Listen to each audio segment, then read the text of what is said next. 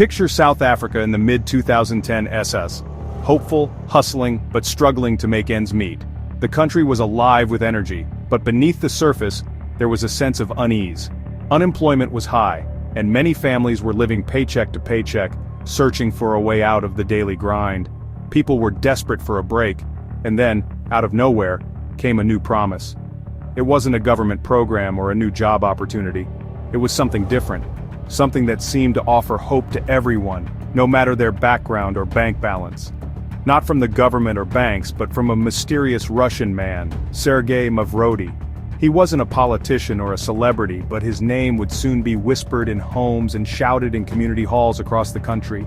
He offered not jobs or loans but a miracle called M Mavrodi Mondial Money Box. It sounded like something out of a fairy tale, a system where you could help others and in return receive more than you ever imagined.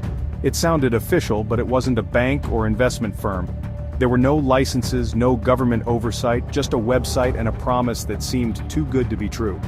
M called itself a social financial network, a place where ordinary people could help each other and get a 50% return on their money every month. The idea was simple. You put your money in, and the community pays you back with interest. 50% every single month. That's the kind of return that makes even the most skeptical person pause. For many, it sounded like the answer to their prayers. That's not just good, that's impossible. But it felt like a golden ticket. People lined up, eager to join, convinced that this was their chance to finally break free from poverty and debt. M spread like wildfire, from WhatsApp groups to church gatherings. It became a movement, a phenomenon that united people from all walks of life. Friends told friends, pastors preached about it, and soon entire communities were swept up in the excitement. Millions saw it as their shot at financial freedom. For a brief moment, it seemed like anything was possible. People paid off debts, bought new clothes, and even started small businesses, all thanks to M. But golden tickets from strange Russian men rarely lead to happy endings. The cracks began to show. Some people couldn't withdraw their money, others started to worry that the whole thing was just a little too perfect.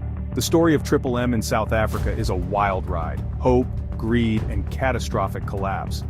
What started as a dream quickly turned into a nightmare, leaving thousands in financial ruin. It's about how a convicted fraudster convinced the nation he'd found the secret to endless money. Sergei Mavrodi had already pulled off similar schemes in Russia, but in South Africa, the scale was unprecedented. Comedy, tragedy, and warning, all in one.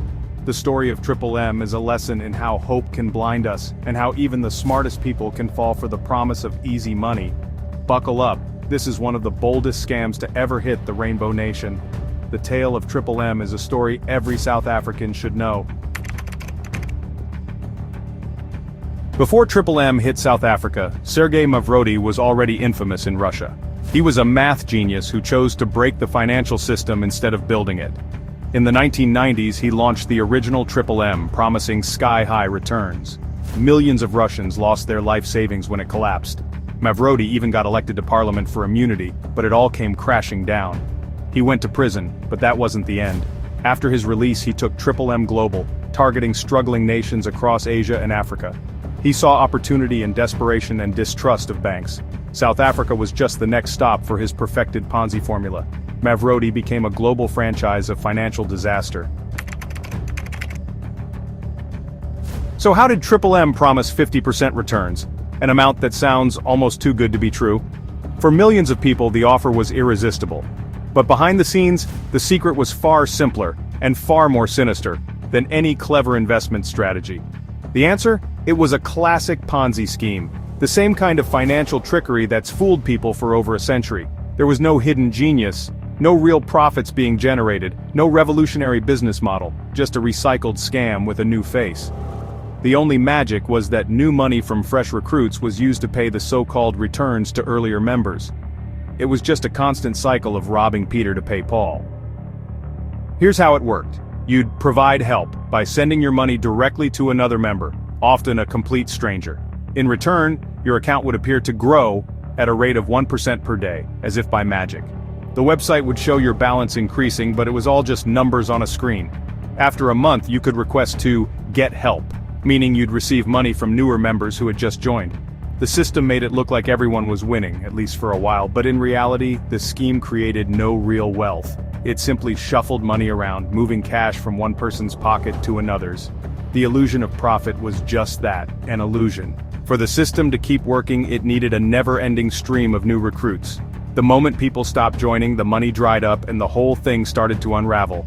The moment the flow of new money slowed, the entire structure would collapse like a house of cards.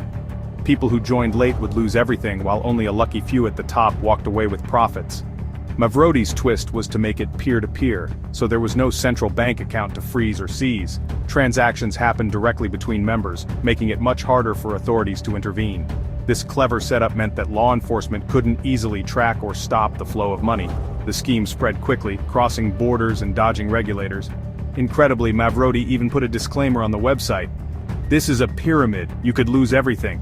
It was a warning hiding in plain sight, but most people ignored it, blinded by the promise of easy riches. The scam was right there for anyone to see, but the hope of quick money made people look the other way. It was like a cigarette warning label. Everyone saw the risks, but most chose to ignore them, convinced that they'd be the exception.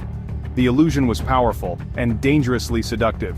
In the end, it was a magic trick that left millions empty-handed, wondering how they'd fallen for it.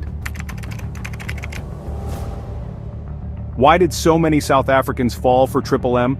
The country's deep inequality and economic frustration set the stage. Traditional banks felt exclusive and unhelpful with too many red tape. Triple M arrived with a message of community and empowerment, tapping into the spirit of Ubuntu. It promised control and hope where there was little. Financial literacy was low, few understood Ponzi schemes. 50% returns blinded people to the obvious risks. When you're struggling, easy money feels like a lifeline. Greed and FOMO played their part. Everyone wanted in. Early adopters flaunted their success, convincing others. Social proof drowned out expert warnings. The risk of missing out felt bigger than the risk of losing money. The fantasy was irresistible. Triple M's explosive growth was no accident. The system turned every member into a recruiter with referral bonuses. Bring in a new person, get a 10% commission.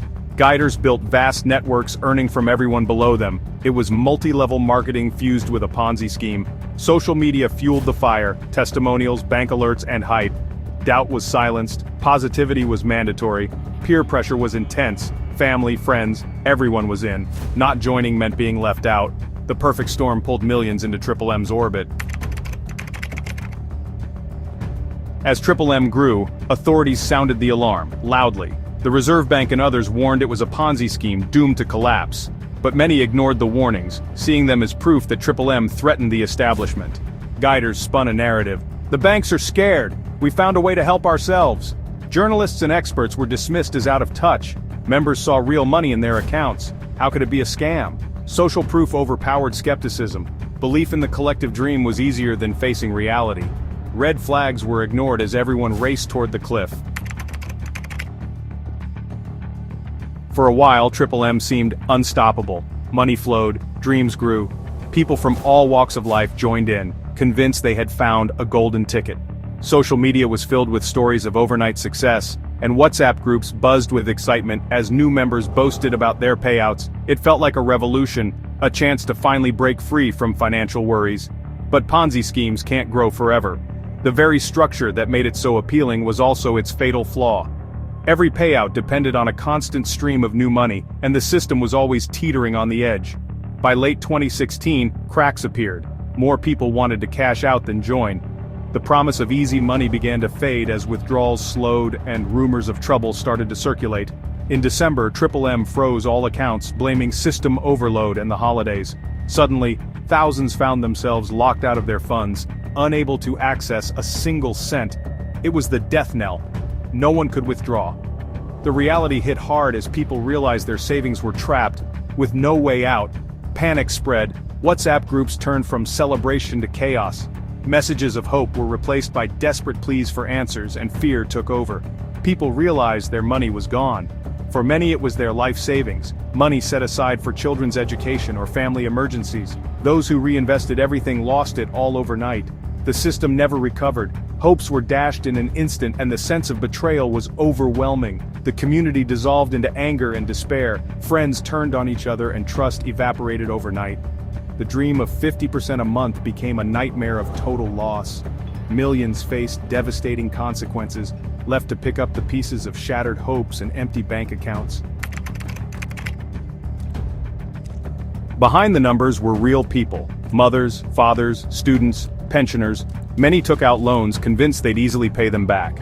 When Triple M froze, they were left with debt and nothing to show for it. A teacher lost her entire pension, 3 million rand, persuaded by a trusted church member. For months she felt like a genius, until it all vanished. The fallout was social as well as financial. Families and friendships destroyed. Guiders became pariahs, blamed for the losses. Some lost homes, marriages, even their lives to despair. Small-time players, students, workers lost everything they had. The scheme preyed on the vulnerable, leaving only devastation. Triple M was no victimless crime. Triple M's collapse was a national trauma. Mavrodi died in 2018, but the scams didn't stop. You'd think South Africa would be immune, but scams have a way of coming back. Triple M forced a conversation about financial literacy and skepticism. For a while, people were more cautious. Is this another Triple M? Became common, but the conditions that allowed Triple M, unemployment, inequality, distrust, remain.